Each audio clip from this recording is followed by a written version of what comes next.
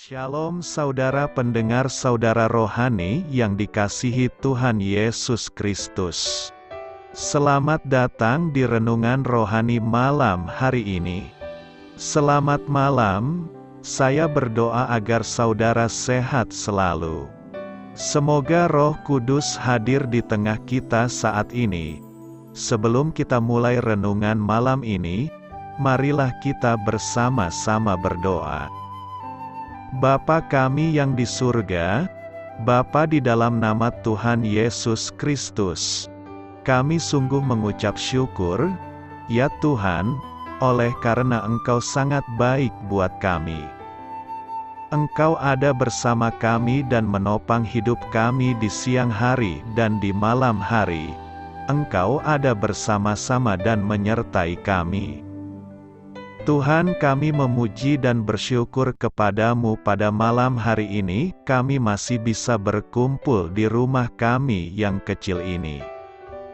Tuhan, saat ini kami hendak mendengarkan firman-Mu. Berilah pengetahuan dan bimbinglah hamba-Mu ini agar apa yang Engkau firmankan dapat bekerja sesuai kehendak-Mu. Buat kami jemaat-Mu, bukalah hati dan pikiran kami untuk mendengar dan menerima firman-Mu. Kiranya firman-Mu ini dapat menjadi berkat bagi kami.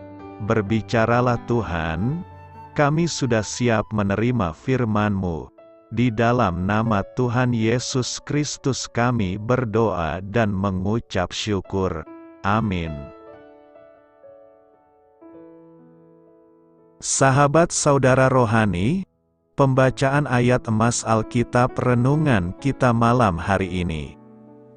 Nats pilihan kita adalah, seorang hamba tidak dapat mengabdi kepada dua tuan. Kamu tidak dapat mengabdi kepada Allah dan kepada Mamon. Tertulis dalam kitab Lukas 16 ayat 13, kata kunci renungan pada malam ini adalah mengendalikan atau dikendalikan. Dan bacaan kita pada malam ini terambil dari kitab Amsal 30 ayat 5 sampai dengan ayat 9. Semua firman Allah adalah murni. Ia adalah perisai bagi orang-orang yang berlindung padanya. Jangan menambahi firman-Nya, supaya engkau tidak ditegurnya dan dianggap pendusta. Dua hal aku mohon kepadamu. Jangan itu kau tolak sebelum aku mati, yakni, jauhkanlah daripadaku kecurangan dan kebohongan. Jangan berikan kepadaku kemiskinan atau kekayaan. Biarkanlah aku menikmati makanan yang menjadi bagianku. Supaya, kalau aku kenyang, aku tidak menyangkalmu dan berkata, siapa Tuhan itu? Atau, kalau aku miskin, aku mencuri, dan mencemarkan nama Allahku. Terambil dari kitab Amsal 30 ayat 5 sampai dengan ayat 9. Topik dari ayat emas renungan kita adalah, uang adalah hamba yang baik, tetapi bukan majikan yang baik. Mari kita mulai renungan malam kita. Untuk memulai hal baik, serahkanlah segala sesuatu hanya kepada Tuhan. Mari kita mulai segmen kisah inspiratif. Seorang warga Illinois meminta agar sang atasan memotong 2/3 dari gajinya supaya ia berpenghasilan di bawah garis kemiskinan. Alasannya adalah dengan menjadi miskin ia tidak perlu membayar pajak pendapatan, dan juga tidak akan diwajibkan menyokong pelaksanaan beberapa kebijakan militer yang tidak disetujuinya. Hal ini membuatnya lebih konsisten dalam mempraktekkan keyakinannya. Seorang teman dekat berkomentar, ia memiliki komitmen yang kuat atas keadilan dan perdamaian. Saya pikir itulah cara ia mewujudkan komitmennya. Saya tidak menyarankan agar Anda mengikuti langkahnya, saya hanya ingin menunjukkan bahwa orang itu tidak mau idealismenya dibelokkan oleh uang. Ia mengingatkan saya pada Agur, penulis Amsal 30 yang bijaksana. Agur mengungkapkan bahwa terlalu banyak atau terlalu sedikit kekayaan bisa mempengaruhi komitmen seseorang kepada Tuhan. Kita diminta untuk merenung tentang uang. Warga Illinois itu menyerahkan sebagian uangnya. Agur tidak meminta terlalu banyak ataupun terlalu sedikit uang. Yesus menggunakan uang untuk apa yang perlu. Paulus tidak meminta atau menolaknya. Seorang pengusaha muda yang kaya terikat pada uang. Ananias dan Safira mati karena mereka membohongi Allah dalam hal uang. Bagaimana sikap kita terhadap uang? Apakah kita menggunakannya dengan bijak? Atau sebaliknya uang itu justru menguasai kita? Mampukah kita mengendalikan uang? Atau sebaliknya uang itu justru memperbudak kita? Kita tidak dapat mengabdi kepada Tuhan sekaligus kepada uang. Setia dalam hal kecil, Lukas 16 ayat 10 berkata, "Siapa yang setia dalam hal kecil, setia juga dalam hal besar. Siapa yang tidak benar dalam hal kecil, tidak benar juga dalam hal besar." Nas hari ini mengandung pesan moral tentang setia dalam hal kecil. Hal ini mengandung hal integritas, tanggung jawab, dan kesetiaan dalam berbagai hal, baik yang dianggap kecil maupun besar. Jika kita dalami teks ini, maka kita akan menemukan beberapa hal penting, yakni: pertama, soal integritas dan tanggung jawab. Ayat ini dapat diartikan sebagai panggilan untuk bertindak dengan jujur dan bertanggung jawab dalam segala hal, terlepas dari seberapa kecil atau besar tindakan tersebut. Seseorang yang dapat dipercaya dalam hal-hal kecil juga kemungkinan besar dapat dipercaya dalam hal-hal besar.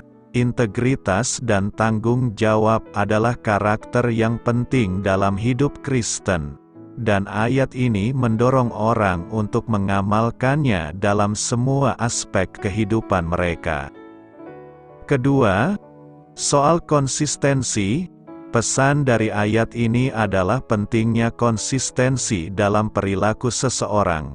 Jika seseorang hanya berperilaku baik dalam hal-hal besar tetapi mengabaikan hal-hal kecil, ini mungkin mengindikasikan bahwa motivasi mereka tidak murni dan bahwa mereka tidak benar-benar mengutamakan prinsip-prinsip moral dalam semua situasi. Ketiga, soal tes karakter. Ayat ini juga dapat dilihat sebagai sebuah ujian karakter. Bagaimana seseorang bertindak dalam hal-hal yang tampak remeh atau tidak begitu penting bisa mencerminkan sejauh mana sifat dan integritas mereka. Oleh karena itu, setiap tindakan, baik besar maupun kecil, bisa dianggap sebagai indikator karakter. Keempat, soal pengelolaan harta benda. Ayat ini dapat dihubungkan dengan konteks pengelolaan harta benda dalam parabel yang mendahului ayat ini. Yesus menceritakan tentang seorang pengelola yang bijaksana dalam mengelola harta tuannya. Ayat 10 kemudian menyampaikan pesan bahwa sikap tanggung jawab dan kejujuran dalam mengelola harta benda, sekecil apapun, adalah indikasi karakter yang baik. Penting untuk diingat bahwa penafsiran ini dapat bervariasi tergantung pada latar belakang teologis dan konteks pemahaman kitab suci masing-masing individu.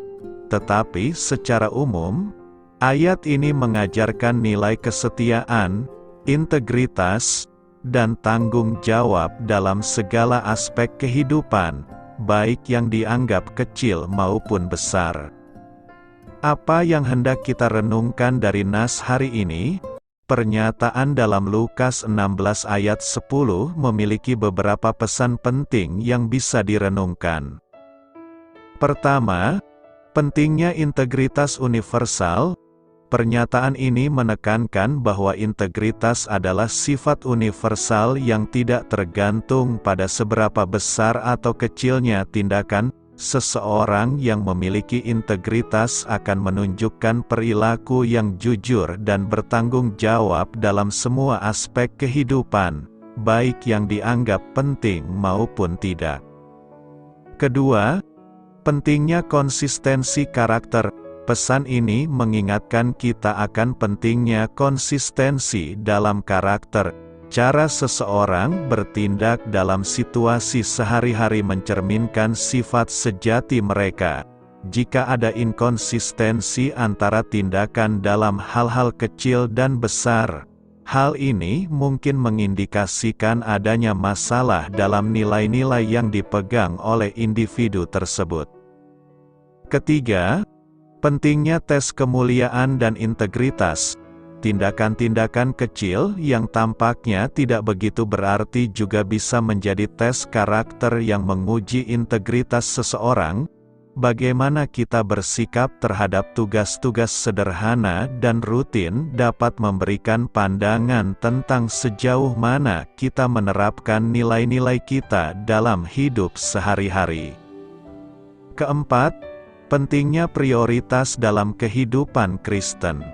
Pernyataan ini juga bisa menjadi pengingat akan pentingnya mengutamakan prinsip-prinsip Kristen dalam semua aspek hidup. Tidak ada pembagian antara hal-hal kecil dan besar dalam pandangan Tuhan. Oleh karena itu, sebagai orang Kristen, kita diharapkan untuk menjalani hidup dengan integritas dan moralitas yang konsisten, terlepas dari seberapa besar atau kecilnya tugas yang dihadapi. Karena itu, renungan ini mengajak kita untuk merenungkan tentang keselarasan antara tindakan dan prinsip-prinsip dalam hidup kita. Bagaimana kita bertindak dalam situasi sehari-hari dapat menjadi cermin karakter dan kejujuran kita sebagai individu dan sebagai orang Kristen. Tuhan menegakkan orang yang hina. Tema yang akan kita renungkan adalah Tuhan menegakkan orang yang hina. Tuhan menegakkan orang yang hina sejajar dengan mengangkat orang yang miskin. Bagian ini memberikan penekanan bahwa Tuhan bukan hanya menegakkan orang yang hina tetapi juga mengangkat orang yang miskin. Sebuah tindakan Tuhan yang menaikkan derajat dan harga diri seseorang. Mazmur 113 adalah mazmur pujian dan biasa digunakan sebagai panggilan ibadah. Mazmur ini juga merupakan nyanyian pujian yang memuji Tuhan sebagai orang ketiga. Mazmur ini merupakan bagian besar dari mazmur Hallel. Dalam mazmur pujian ini, para peserta ibadah diundang memuji Tuhan yang mengatasi segala sesuatu namun mengutamakan manusia yang rendah dan mengaruniakan kepadanya hidup berlimpah. Keyakinan bahwa Tuhan meninggikan orang rendah berakar dalam pengalaman umat Israel. Sekelompok pekerja rodi diangkat Allah menjadi anak dan umatnya. Mazmur ini adalah salah satu rentetan Hallel besar yang dinyanyikan pada hari raya Paskah Yahudi, peringatan keluar dari Mesir, dan pada hari raya lainnya. Mazmur ini dimulai dan ditutup dengan seruan, Haleluya, pujilah Tuhan. Pujilah Tuhan, hai hamba-hamba Tuhan. Semua hamba Tuhan diajak untuk memuji Tuhan. Di dalam kata memuji ini terkandung juga makna mengakui, memuliakan, memasyurkan, menghormati, mentaati, menjunjung tinggi, membesarkan, dan lain-lain. Mengapa? Sebab Tuhan itu tinggi luhur dan kemuliaannya mengatasi segala langit. Tidak ada seperti Dia. Dalam hal apa? Ia diam di tempat yang tinggi. Namun Dia merendahkan dirinya, Dia menegakkan orang yang hina dan mengangkat orang miskin, dan Dia mendudukan perempuan mandul sebagai ibu anak-anak. Puncak dari Mazmur ini hadir dalam dua ilustrasi tentang bagaimana Tuhan membangkitkan orang miskin dan yang membutuhkan untuk duduk bersama para pangeran, dan bagaimana wanita mandul menjadi seorang ibu melalui intervensi ilahi. Penulis Mazmur 113 menggunakan dua kiasan dari doa Hana. 1. Tuhan membangkitkan yang miskin dari debu dan menempatkan mereka bersama para bangsawan, dan 2. Kemandulan Hana. Pertanyaan kita sekarang adalah siapakah orang hina dalam perikope minggu ini? Pertama, orang miskin. Kata miskin adalah istilah ekonomi, menunjukkan kurangnya aset seseorang. Needy menarik perhatian pada konsekuensinya, kurangnya sumber daya manusia, orang yang membutuhkan dan orang yang kekurangan makanan. Sementara tumpukan kotoran dan sampah mungkin merupakan metafora, pengalaman modern orang-orang yang hidup di tumpukan sampah di pinggir kota-kota besar membuat bahasa ini benar-benar masuk akal. Orang hina dan miskin, yaitu mereka yang lemah kedudukan, mereka yang tidak mempunyai suatu keterampilan atau keahlian yang diperlukan masyarakat, mereka yang menganggur dan berkekurangan. Hanya satu segi kemiskinan disebut, mereka tidak mempunyai perumahan, duduk di debu, di lumpur, atau lebih tepat di mana orang biasa membuang sampahnya. Di pinggir kota mereka mendirikan gubuk, dan tidak mempunyai makanan yang cukup untuk dimakan. Ini adalah gambaran kemunduran dan kesengsaraan total. Orang miskin akan memilah-milah tumpukan sampah untuk sesuatu yang berguna, dan menghangatkan diri dengan api yang terus membara. Mereka itulah yang ditegakkan dan diangkat serta didudukkan bersama-sama para bangsawan di tempat di mana masa depan masyarakat direncanakan dan diambil keputusan yang menentukan kesempatan hidup orang banyak seperti hukum tanah, jaminan sosial, dan kesempatan kerja. Tuhan membangkitkan orang miskin dari debu dan mengangkat yang membutuhkan dari tumpukan abu. Kata kerja, ia membangkitkan, disejajarkan dengan ia mengangkat. Tetapi Allah senang membesarkan mereka dari tanah yang begitu rendah dan martabat yang rendah, untuk mendudukkan mereka dengan kaum bangsawan bangsanya, yang kaya dan yang berkuasa atas tanah. Kata bangsawan menunjuk pada orang-orang yang mulia, yang dihitung di antara para pangeran dan orang-orang kaya. Kerendahan hati mereka tidak hanya melibatkan kemiskinan dan kelaparan tetapi juga degradasi dan rasa malu. Dengan demikian pembebasan mereka tidak hanya melibatkan makanan tetapi pemulihan ke posisi yang tepat di masyarakat. Mereka sekarang duduk dengan bangga di antara orang-orang yang diperhitungkan di sana. Kedua, orang mandul, di dalam masyarakat agraris, seorang wanita hanya dipandang sebagai ibu. Ia dikawinkan untuk melahirkan dan membesarkan angkatan penerus dalam keluarga besar suaminya. Wanita mandul dianggap hina, bahkan dianggap terkutuk. Ia mendapat tugas yang kurang menyenangkan, disakiti hatinya dan dikesampingkan. Perempuan mandul inilah yang diangkat Tuhan menjadi seorang yang penuh sukacita karena menjadi ibu. Tuhan telah menghapuskan aibnya di depan manusia, di timur dekat zaman dahulu, khususnya di Israel. Kedudukan ibu merupakan prestasi tertinggi wanita manapun. Wanita mandul adalah orang yang tersisih dalam masyarakat. Ia adalah kekecewaan bagi suaminya, kepada wanita lain, dan terutama kepada dirinya sendiri. Meskipun demikian, Kebaikan Tuhan juga menjangkau kelegaan dari penghakiman yang dinyatakan. Panggilan terakhir untuk memuji adalah jauh lebih meyakinkan, karena pemazmur telah mengembangkan dua alasan untuk memuji Tuhan, kedaulatannya dan tindakannya yang penuh kasih sayang. Penghinaan Hana sendiri terletak pada ketidaksuburannya. Pujian dan kegembiraannya muncul karena Tuhan membalikkan hal itu, sehingga wanita tanpa anak itu melahirkan 7. Dalam 1 Samuel 2, pengalaman Hana berada di bawah kisah besar yang Tuhan rencanakan. Kita tahu tentang pengalamannya karena siapa putranya. Tindakan Tuhan seperti itu juga termasuk dalam kehidupan orang yang tidak memiliki signifikansi seperti itu.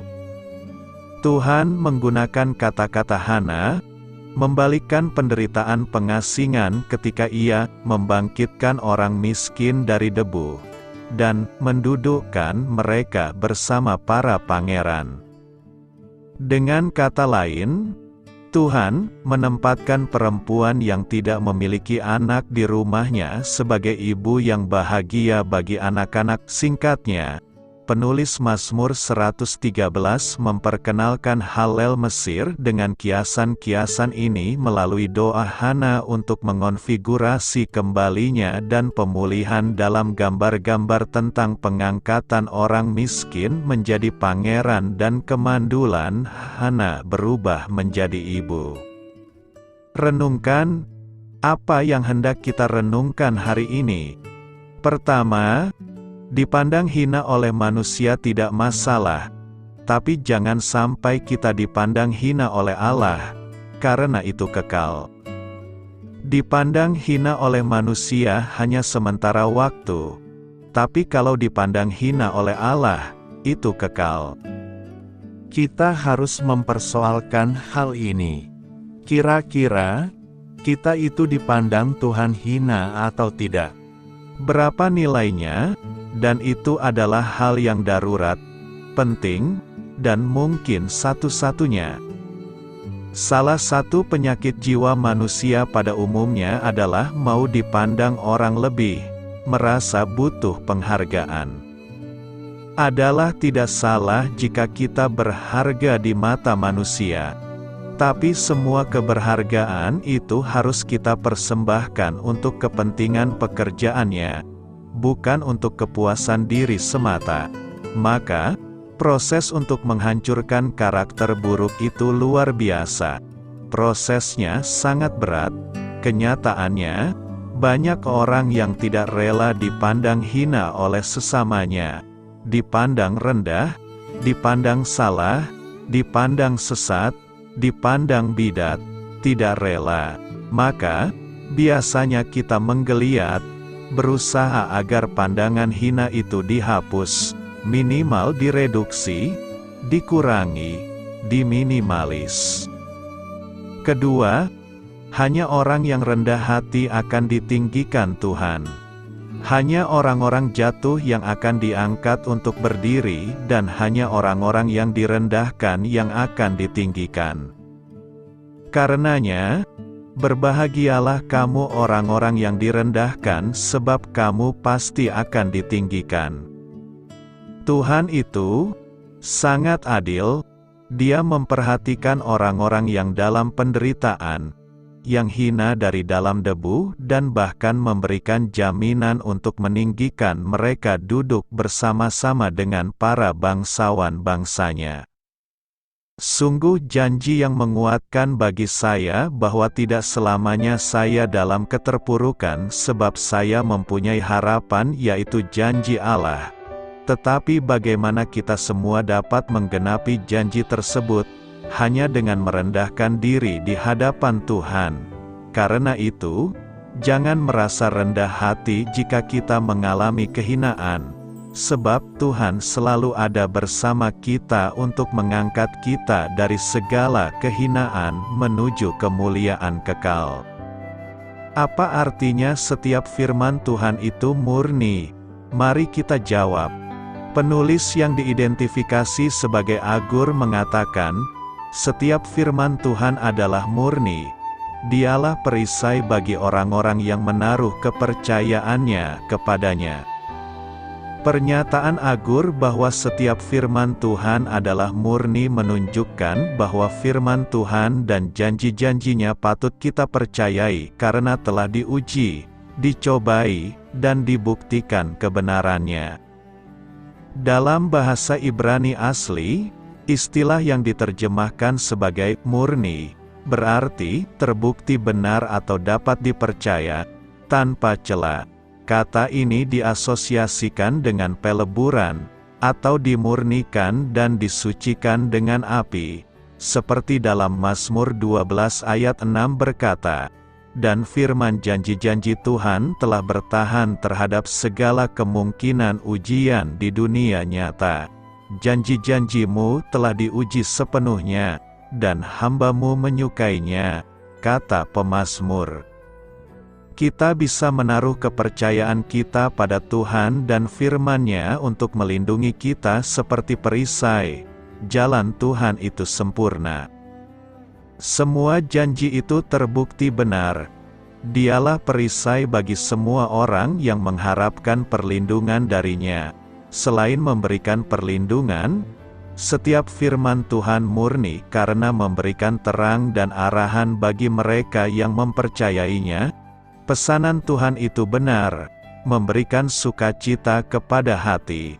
Perintah-perintah Tuhan bercahaya dan menerangi mata. Firman Tuhan adalah pelita yang menuntun kaki kita dan cahaya yang menerangi jalan kita. Firman Allah itu murni, dan pasti akan mencapai tujuan yang dimaksudkan Tuhan. Tidak satu pun dari semua janji baik yang dibuat Israel kepada Israel gagal. Semuanya telah digenapi. Demikian pernyataan Yosua 21 ayat 45. Setiap firman yang diucapkan Tuhan kepada umat manusia diberikan untuk suatu tujuan yang akan digenapinya. Tetapi akulah firman Tuhan hidup, berkuasa, dan mampu menembus kedalaman jiwa manusia. Melalui firman-Nya, Tuhan menyatakan diri-Nya kepada umat manusia. Kita jadi mengenal siapa Allah dan menjalin hubungan dengan-Nya melalui firman-Nya. Tuhan mengajar, menegur, mengoreksi, mempersiapkan, dan memperlengkapi kita untuk setiap pekerjaan baik melalui firman-Nya. Setiap firman dari Allah harus diterima sebagai susu rohani yang murni, makanan bagi jiwa kita, sehingga melaluinya kita dapat bertumbuh ke dalam pengalaman keselamatan seutuhnya, tidak bercela, seperti perak yang dimurnikan dalam peleburan, seperti emas yang dimurnikan 7 kali. Firman Tuhan tidak mengandung campuran ketidakmurnian, kesalahan, atau ketidaksempurnaan. Setiap kata mengacu pada setiap pernyataan dan wahyu dalam catatan yang diilhami, atau, dengan kata lain, segala sesuatu yang Allah katakan dalam kitab suci. Firman Tuhan adalah sumber kebenaran yang hakiki, sempurna, dan dapat diandalkan. Setiap kata tanpa cela, sempurna, dan tulus. Tidak ada sedikit pun tanda-tanda kepalsuan, korupsi, atau kekurangan di dalamnya. Janji Tuhan akan mengatakan apa yang aku kehendaki, dan hal itu akan digenapi tanpa penundaan. Apa yang kukatakan akan kukabulkan. Demikianlah firman Tuhan. Firman Tuhan itu murni dan oleh karena itu memiliki efek menyucikan bagi mereka yang mencintai dan menaatinya. Yesus memberitahu murid-muridnya bahwa mereka telah dipangkas dan disucikan oleh pekabaran yang telah Dia sampaikan kepada mereka. Rasul Paulus menjelaskan bahwa, sebagai pengikut Kristus, kita dijadikan kudus dan bersih, dibasuh dengan penahiran firman Allah, untuk disajikan sebagai mempelai wanitanya, gereja yang mulia tanpa noda atau kerut atau celah apapun. Semua yang ada di dalamnya adalah kebenaran. Penulisnya adalah Tuhan, yang tidak membuat kesalahan. Firman-Nya adalah otoritas terakhir, karena setiap firman Tuhan adalah murni, tanpa celah, dan lengkap. Agur berkata dalam Amsal 30 ayat 6, "Jangan menambah perkataannya, atau dia akan menegurmu dan membuktikan bahwa kamu pembohong." Bagaimana kita dapat berupaya memperbaiki apa yang sudah sempurna? Oleh karena itu, kita diperingatkan untuk tidak menambah atau mengurangi apapun dari firman Tuhan. Setiap firman Tuhan yang murni mengingatkan kita bahwa Alkitab dalam tanda tangan aslinya adalah infalibel dan ineran. Menikmati makanan bagian kita, Amsal 30 ayat 8 berkata, "Jauhkanlah daripadaku kecurangan dan kebohongan, jangan berikan kepadaku kemiskinan atau kekayaan, biarkanlah aku menikmati makanan yang menjadi bagianku." Kaya dan miskin itu adalah relatif. Persoalannya apakah kita bisa menikmati semua keadaan kita? Itu yang sering menjadi persoalan. Baik kaya maupun miskin, sejatinya kita harus mampu menikmatinya. Pada masa kini banyak orang berorientasi kepada kekayaan dan itu sudah merupakan gaya hidup banyak orang. Rasanya tidak ada satupun orang yang menginginkan hidup miskin, serba kekurangan dan terus kesulitan dalam memenuhi biaya hidup yang terus semakin tinggi. Tapi di sisi lain, sebuah status kekayaan akan dengan mudah menjerumuskan kita ke dalam rasa kepuasan berlebihan yang malah bisa membuat kita lupa kepada Sang Pemberi. Lalu kemudian lupa bahwa semua itu Dia sediakan bukan untuk ditimbun, melainkan untuk dipakai untuk memberkati saudara-saudara kita yang lain. Lalu pertanyaan berikut, apakah jika demikian kita tidak boleh untuk menjadi kaya? Tidak juga, karena Tuhan sendiri menjanjikan kita sebuah kehidupan yang berkelimpahan. Tetapi seharusnya kekayaan itu hadir ketika kita sudah benar-benar siap untuk menerimanya. Arti siap di sini adalah sudah mengetahui terlebih dahulu dengan benar untuk apa sebenarnya Tuhan memberkati kita dan untuk apa semuanya itu seharusnya dipakai, lalu siap untuk melakukan sesuai dengan kehendak Tuhan. Sebab Yesus berkata, "Karena siapa yang mempunyai, kepadanya akan diberi, sehingga ia berkelimpahan. Tetapi siapa yang tidak mempunyai, apapun juga yang ada padanya akan diambil daripadanya." Mempunyai apa? Dalam versi bahasa Inggris dikatakan mempunyai spiritual knowledge, pengetahuan dan pemahaman yang benar akan maksud Tuhan. Inilah yang mampu membuat kita tetap taat dan setia dalam kondisi apapun, termasuk ketika harta kekayaan hadir dalam diri kita. Inilah yang memampukan kita untuk tidak terjatuh dan tersesat karena silaunya gelimang harta. Kita perlu hikmat dari Tuhan agar bisa tetap berada dalam rel yang benar agar tidak rusak oleh kekayaan. Ada sebuah doa yang bagus dalam Amsal mengenai hal ini. "Dua hal aku mohon kepadamu, jangan itu kau tolak sebelum aku mati, yakni, jauhkanlah daripadaku kecurangan dan kebohongan. Jangan berikan kepadaku kemiskinan atau kekayaan. Biarkanlah aku menikmati makanan yang menjadi bagianku." Mari kita fokus kepada hal kedua dalam doa ini, yaitu jangan berikan kemiskinan dan kekayaan, tetapi berilah apa yang menjadi bagianku. Alasan dari permohonan ini ada di ayat selanjutnya.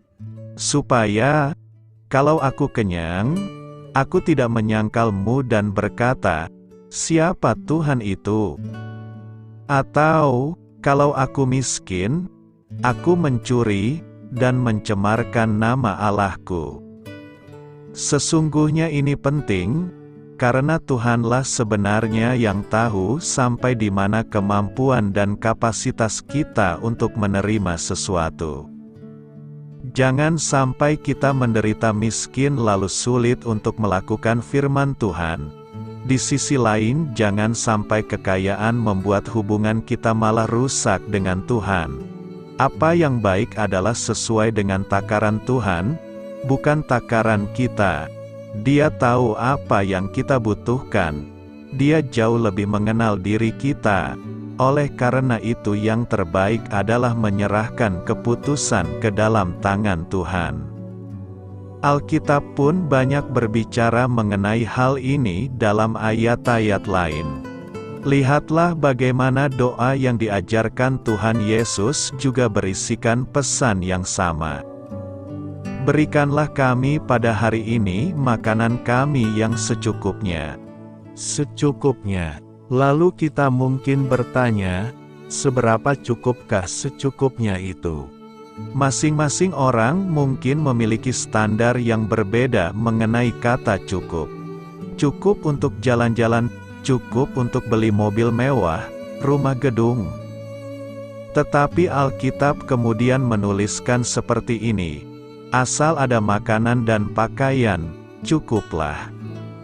Makanan dan pakaian, itulah kebutuhan paling mendasar dalam hidup manusia, sehingga seharusnya jika keduanya sudah terpenuhi, itu sudah cukup untuk mendatangkan rasa syukur. Jika tidak menyadari hal ini, maka kita pun akan lupa bersyukur dan akan terus hidup penuh dengan rasa tidak puas. Lalu yang terjadi kemudian, tetapi mereka yang ingin kaya terjatuh ke dalam pencobaan, ke dalam jerat dan ke dalam berbagai-bagai nafsu yang hampa dan yang mencelakakan, yang menenggelamkan manusia ke dalam keruntuhan dan kebinasaan. Kebinasaan, itu bisa menjadi ujung akhir ketika kita berorientasi kepada kekayaan. Oleh sebab itulah yang terbaik bagi kita adalah membiarkan Tuhan yang menentukan seberapa banyak yang sebaiknya kita terima. Tuhan bisa memberikan segalanya hingga berkelimpahan, namun sanggupkah kita menerimanya tanpa kemudian menjadi rusak? Mampukah kita tetap bersyukur dan mempergunakannya lebih lagi untuk memberkati sesama?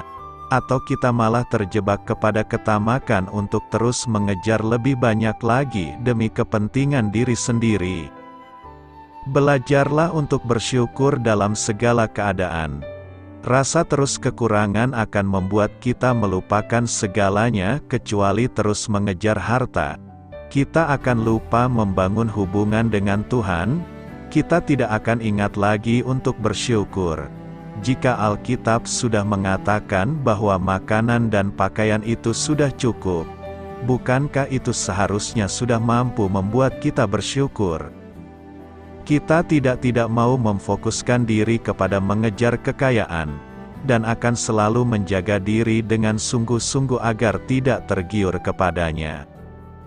Yang terpenting adalah penyertaan Tuhan dalam hidup kita. Dia akan selalu tahu apa yang saya butuhkan. Dia sudah berjanji untuk mencukupi semuanya itu, dan itu jauh lebih penting ketimbang hal lainnya. Itulah yang akan mampu membuat kita selalu dipenuhi rasa syukur dan tidak membuat ibadah kita sia-sia tanpa makna. Memang ibadah itu kalau disertai rasa cukup, memberi keuntungan besar. Biarlah Tuhan yang menentukan seberapa besar kita layak terima, dengan besar yang cukup sesuai kapasitas kita dan tidak sampai membuat kita lupa diri dan lupa kepadanya. Karena itu, kiranya Tuhan memberikan tepat secukupnya bagi kita untuk tetap bisa bersyukur dan memberkati sesama. Membalas kejahatan dengan kebaikan, Hari ini kita akan membahas tema, membalas kejahatan dengan kebaikan. Membalas kejahatan dengan kejahatan itu hal biasa. Membalas kejahatan dengan kebaikan itu di luar kebiasaan. Kita mau pilih mana? Menjadi manusia yang biasa dalam bertindak atau di luar kebiasaan dalam bertindak? Firman Tuhan berkata agar kita tidak membalas kejahatan dengan kejahatan. Mengapa demikian? Bukankah kita juga punya hak untuk membalas kejahatan dengan kejahatan? Memang benar. Tetapi Tuhan Yesus sendiri telah memberikan teladan, bahwa Ia tidak membalas kejahatan dengan kejahatan. Karena jika Ia membalas kejahatan dengan kejahatan, maka Ia tidak akan mati di kayu salib, dan tidak akan ada penebusan dosa bagi manusia. Tidak ada keselamatan di dalam namanya.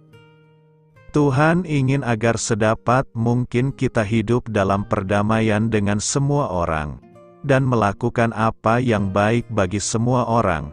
Tuhan Yesus sendiri berkata bahwa berbahagialah orang yang membawa damai, karena mereka akan disebut anak-anak Allah. Kita sendiri sering mengaku bahwa kita adalah anak-anak Allah. Tetapi apakah kita sudah benar-benar membawa damai?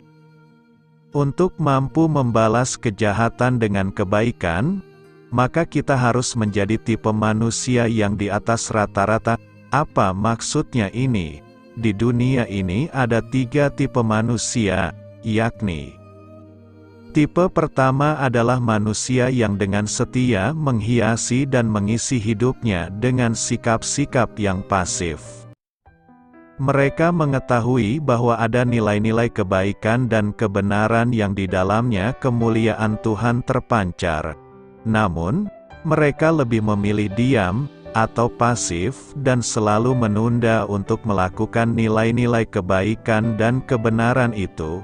Mereka kerap menyaksikan atau melihat secara langsung akan kehadiran nilai-nilai kebaikan dan kebenaran hadir di dalam dunia ini. Hanya saja tidak ada respons dari tiap-tiap mereka. Tipe kedua adalah mereka yang melakukan berdasarkan apa yang sesuai dengan harapan dan kepentingan pribadi mereka. Mereka hanya akan berbuat baik dan melakukan kebenaran jika orang lain sanggup memberikan keuntungan yang lebih besar dari apa yang mereka telah lakukan. Jika tidak, maka mereka akan memilih diam dan membiarkan semuanya berjalan secara alami. Sifat alami yang dimaksud di sini adalah lebih menyangkut kepada keuntungan pribadi.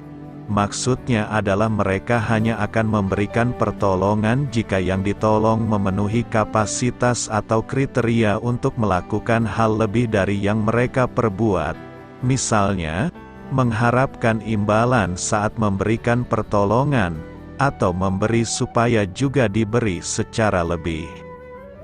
Tipe ketiga adalah mereka yang selalu setia melakukan nilai-nilai kebaikan dan kebenaran dalam sepanjang hidupnya berdasarkan kasih karunia yang telah Tuhan titipkan ke dalam hidup mereka. Mereka melihat bahwa melakukan semuanya itu adalah sebagai ekspresi dan bukti imannya kepada Tuhan.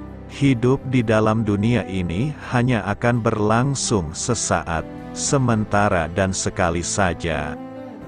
Semuanya itu adalah kesempatan untuk berkarya, melakukan apa yang pantas dan dapat dilakukan olehnya. Karena jika tidak dimanfaatkan dengan baik, maka waktu ini akan berlalu secara sia-sia, dan ia tidak akan pernah kembali saat semuanya telah berlalu. Inilah konsep yang mereka tanamkan dalam hidup mereka. Mereka memahami bahwa hidup ini tidaklah lebih dari anugerahnya semata. Tetapi serentak dengan itu, mereka merasakan bahwa anugerah itu bisa hilang dan pergi saat ia diabaikan atau diterlantarkan. Itulah sebabnya mereka sadar bahwa jika ada yang lebih baik, maka baik saja tidaklah cukup. Atau, jika ada musuh, maka mengasihi orang yang telah mengasihi kita saja tidaklah cukup. Dari ketiga tipe manusia di atas, hanya tipe yang ketigalah yang mampu memenuhi kriteria untuk membalas kejahatan dengan kebaikan. Tipe manusia seperti ini akan mampu melakukan beberapa hal, seperti: pertama, tidak berkompromi terhadap kejahatan, dan tidak boleh kalah terhadap kejahatan. Jika orang dunia berprinsip bahwa kita harus mengalahkan kejahatan dengan kejahatan juga, maka kita harus bertindak sebaliknya, yaitu mengalahkan kejahatan dengan kebaikan. Dan hanya Tuhan saja yang mampu membuat kita melakukan hal tersebut. Adakah kita saat ini sedang menerima kejahatan dari orang lain? Serahkanlah segala sesuatunya kepada Tuhan. Sementara kita tetap berbuat kebaikan, pada saatnya nanti Tuhan pasti akan membalas kepada orang itu dan kepada kita, menurut apa yang kita lakukan. Karena itu, lakukanlah terus kebaikan tatkala ada orang yang terus-menerus berbuat kejahatan kepada kita. Kedua, harus mampu mengalahkan kejahatan dengan kebaikan dengan tidak diizinkan melakukan kejahatan sama sekali. Jika kita dibenci orang lain, maka kita tetap tidak boleh membalas perbuatan mereka. Lalu tatkala kita dibenci orang lain dan melihat keberhasilan mereka, lalu bagaimana kita mengalahkan perbuatan mereka yang melakukan kejahatan itu? Kita dilarang keras untuk iri kepada orang jahat. Jika mereka yang kita sangka jahat itu menjadi kaya dan sukses, jangan iri. Sesekali kita iri, maka kita terjebak pada kejahatan. Kita harus fokus terhadap urusan hati kita sendiri. Apa yang terjadi, celaka atau gembira, pada orang jahat seharusnya tidak langsung kita nilai sebagai musibah atau keberuntungan. Kita telah dijaminkan bahwa masa depan orang jahat tidak pernah lebih mulia walau mereka bergelimang harta. Prinsip hidup ini akan menuntun kita untuk fokus kepada kebaikan, bukan mengurusi orang jahat. Nasihat seorang ayah kepada putri kesayangannya: jika ada orang menjahatimu, itu bukan urusanmu. Urusanmu adalah berbuat baik kepada semua orang. Perikope khotbah minggu ini memberikan beberapa nasihat yang harus kita lakukan dalam rangka membalas kejahatan dengan kebaikan, yakni: pertama, kasihilah musuhmu, berbuatlah baik kepada orang yang membenci kamu. Secara empiris, mengasihi musuh dan berbuat baik kepada orang-orang yang membenci kita, mudah diucapkan. Siapa saja, baik itu pendeta, hamba Tuhan, pelayan firman Allah, mereka, atau kita, setiap orang dapat dengan mudah mengatakannya, di mana saja, kepada siapa saja dan kapan saja. Namun demikian, dalam praktiknya, seseorang mengalami kesulitan untuk melakukannya. Bahkan, boleh jadi ia tidak dapat melakukannya karena berbagai alasan akar pahit, dendam, benci, iri hati, tinggi hati, sombong, congkak, angkuh, keras kepala, keras hati, emosi, dan sebagainya. Kedua, berdoalah bagi orang yang mencaci kamu. Dalam ayat 28 dikatakan agar kita meminta berkat bagi orang yang mengutuk kita, lalu berdoalah untuk mereka, yaitu orang-orang yang mencaci maki kita. Secara tersirat, nas ini mendidik, mengajar dan mengingatkan kita, agar hendaknya kita berdoa dan berdoa bagi musuh-musuh kita, supaya kita mendoakan mereka sadar dan berhenti berbuat dosa dan pelanggaran. Lalu kemudian mendengarkan firman-Nya, bertobat dan datang bersujud menyembah Dia. Ketiga, barang siapa menamparkan pipimu yang satu, berikanlah juga kepadanya pipimu yang lain. Sikap ini menunjukkan kerelaan mengalami penderitaan demi melawan kejahatan. Jika orang menamparkan pipi-pipi kita, maka hendaklah kita memberikan juga kepadanya pipi kita yang lain. Kemudian, jika seseorang mengambil jubah mereka, maka biarkan ia mengambil baju mereka pula. Keempat, berilah kepada setiap orang yang meminta kepadamu. Di sini, melalui firman-Nya ini, Tuhan Yesus mendidik, mengajar dan menasihati kita agar hendaknya kita memiliki hati yang legowo, hati yang tulus dan ikhlas. Berikanlah dengan tulus dan ikhlas kepada setiap orang yang meminta kepada kita. Kemudian, janganlah kita meminta kembali kepada orang yang mengambil kepunyaan kita atau harta milik kita. Kelima, jika kita kehendaki supaya orang perbuat kepada kita, perbuatlah juga demikian kepada mereka. Didikan, ajaran dan nasihat dari Tuhan Yesus yang berikut ini juga tak mudah dilakukan. Tuhan Yesus mendidik, mengajar dan menasihati kita bahwa apabila kita menghendaki supaya orang berbuat baik kepada kita, maka berbuatlah yang baik, lebih baik dan sangat baik lebih dahulu kepada mereka. Alkitab juga mengatakan bahwa jikalau kita mengasihi orang yang mengasihi kita, lantas apakah kebaikan kita? Tuhan mengingatkan kita bahwa orang-orang berdosa pun mengasihi orang-orang yang mengasihi mereka. Jadi apa bedanya? Demikian dinyatakan oleh firman-Nya dalam kitab Injil Lukas 6 ayat 33, yang berbunyi, "Dan jikalau kamu mengasihi orang yang mengasihi kamu, apakah jasamu? Karena orang-orang berdosa pun mengasihi juga orang-orang yang mengasihi mereka." Keenam, orang-orang berdosa pun berbuat demikian. Lagi-lagi, Tuhan Yesus mengingatkan kita bahwa apabila kita berbuat baik kepada orang yang berbuat baik kepada kamu, apakah jasa kita? Apakah kebaikan kita? Sebab semua orang berdosa pun ada kalanya berbuat baik kepada orang-orang yang berbuat baik kepadanya. Sehubungan dengan itu, baca dan perhatikanlah firman Tuhan yang dicatat dalam kitab Injil Lukas 6 ayat 33. Tuhan berfirman, "Sebab jikalau kamu berbuat baik kepada orang yang berbuat baik kepada kamu, apakah jasamu?" Orang-orang berdosa pun berbuat demikian.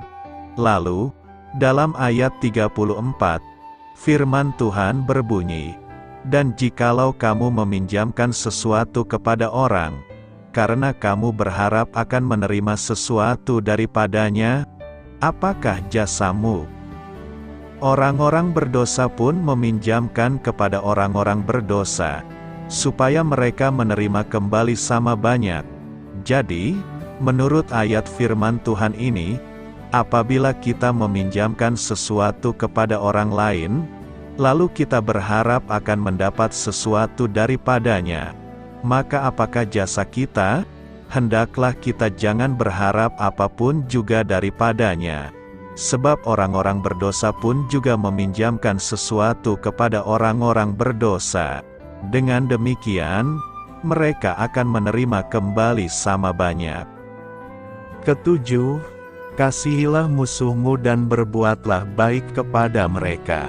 Sungguh, Tuhan Yesus mengingatkan kita, agar hendaknya kita mengasihi musuh kita.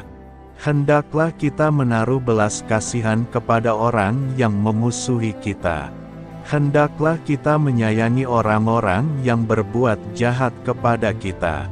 Berbuatlah baik, lebih baik, dan sangat baik kepada mereka. Lalu pinjamkan dengan tulus hati dan tidak mengharapkan balasan. Sebab, upahmu akan besar di kerajaan sorga. Renungkan, apa yang hendak kita lakukan hari ini? Pertama, hindarilah hidup yang membalas kejahatan dengan kejahatan, tetapi balaslah kejahatan dengan kebaikan. Banyak bentuk kejahatan yang muncul di tengah-tengah aktivitas dan hidup keseharian kita, baik di lingkungan keluarga, lingkungan kerja maupun lingkungan bermasyarakat. Tanpa kita sadari, pengaruh lingkungan bisa saja membuat kita berperilaku yang sama dalam menyikap segala yang terjadi. Mengantisipasi kondisi tersebut, kita kembali diingatkan untuk tetap menjaga sikap dan kualitas hidup orang-orang Kristen supaya tidak serupa dengan orang-orang yang belum mengenal Kristus. Tidak membalas kejahatan dengan kejahatan adalah bukti sikap yang semakin bertumbuh dan semakin kuat dalam kasih kepada Tuhan dan bagi sesama, semakin melimpah dalam kasih, sehingga mampu mengampuni dan memberi bagi orang lain. Kedua, kita harus terus-menerus melatih sikap hidup kita agar bertumbuh dan semakin dewasa dalam kerohanian menuju kepada kesempurnaan Kristus. Tanda yang tampak pada orang Kristen yang sudah bertumbuh dewasa adalah menghasilkan atau memberi buah dan buah dalam pelayanan, sehingga sikap orang Kristen dewasa akan bersedia menerima tanggung jawab dalam pelayanan untuk saling melayani, baik di dalam jemaat dan kepada semua orang. Contoh sederhana yang bisa kita rasakan dalam kehidupan sehari-hari adalah sapaan dan sentuhan yang penuh kasih dalam setiap interaksi kita di dalam keluarga, gereja, dan berjemaat. Sikap seperti itulah yang pertama kali tampak dan menjadi dasar dalam sikap yang bertumbuh di dalam kebenaran dan kasih Kristus. Sudahkah tanda itu hidup dan kita lakukan di tengah-tengah keluarga, jemaat dan lingkungan kita? Marilah kita melakukannya. Dengan demikianlah kita telah menunjukkan kebaikan dalam setiap kasih yang memotivasi kita.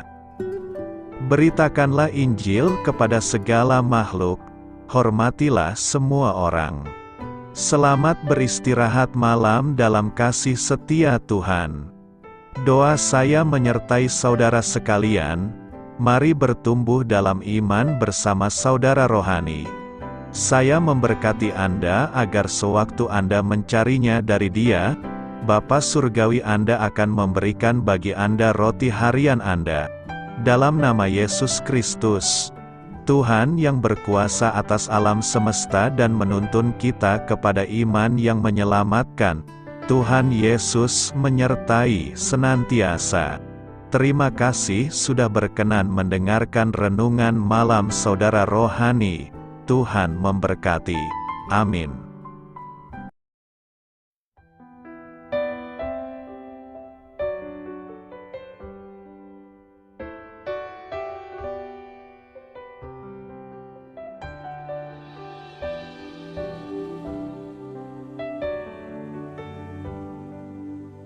Marilah kita renungkan, sahabat saudara rohani, demikianlah renungan firman Tuhan malam hari ini. Semoga menjadi berkat di dalam hidup kita dan menjadikan kita pribadi yang lebih baik. Sebelum kita beristirahat pada malam hari ini, marilah kita berdoa. Bapa kami yang di surga, Bapa di dalam nama Tuhan Yesus Kristus, kami sungguh mengucap syukur, ya Tuhan, oleh karena Engkau sangat baik buat kami. Engkau ada bersama kami dan menopang hidup kami di siang hari dan di malam hari. Engkau ada bersama-sama dan menyertai kami, ya Tuhan Yesus. Kami mengucap syukur untuk firman-Mu, ya Tuhan, yang memberikan kami kekuatan dan menyadarkan kami bahwa kami tidak perlu takut dengan gelap dan malam. Sebab Tuhan, Engkau ada bersama kami. Engkau melindungi kami dan menjadi perisai bagi kami hamba-Mu berdoa saat ini. Tuhan, untuk setiap pendengar renungan ini yang mengalami ketakutan, kecemasan, kegelisahan, pada situasi gelap dan malam hari di dalam nama Tuhan Yesus Kristus. Kuasa Tuhan melepaskan mereka dari segala ikatan roh-roh ketakutan yang mengikat mereka saat ini. Tuhan melepaskan setiap anak-anak-Mu dari segala rasa takut dan kecemasan. Di dalam nama Tuhan Yesus, segala kuasa-kuasa roh jahat, kuasa setan iblis yang mengganggu anak-anak-Mu, ya Tuhan, tolong hancurkan dan halaukan dengan kuasa-Mu. Dalam nama Tuhan Yesus Kristus, berkati setiap kami anak-anak-Mu, ya Tuhan, dan lindungilah kami. Kami aman di dalam Engkau. Ya Tuhan, penuhilah setiap hati kami dengan keberanian, damai sejahtera, dan sukacita serta ketenangan yang dari Tuhan. Berkati kami di malam hari ini, saat kami tidur dan beristirahat. Kuasa-Mu, ya Tuhan, menaungi setiap kami, memberkati dan melindungi kami. Bangunkanlah kami kembali besok pagi dengan kekuatan yang baru, tubuh yang sehat diberkati Tuhan, dan berkat-berkat yang baru Tuhan sediakan bagi kami. Terima kasih, ya Tuhan, kami sungguh mengucap syukur untuk firman-Mu yang menguatkan kami. Dalam nama Tuhan Yesus Kristus Juru Selamat kami, Bapa kami yang baik, kami mengucap syukur dan berdoa haleluya. Amin. Biarlah firman Tuhan menjadi pengingat untuk kita semua, bahwa tuntunan dari Roh Kudus akan selalu memberi jalan keluar bagi setiap permasalahan hidup kita, dan memberi kedamaian di hati kita. Amin. Sampai jumpa di renungan malam saudara rohani berikutnya.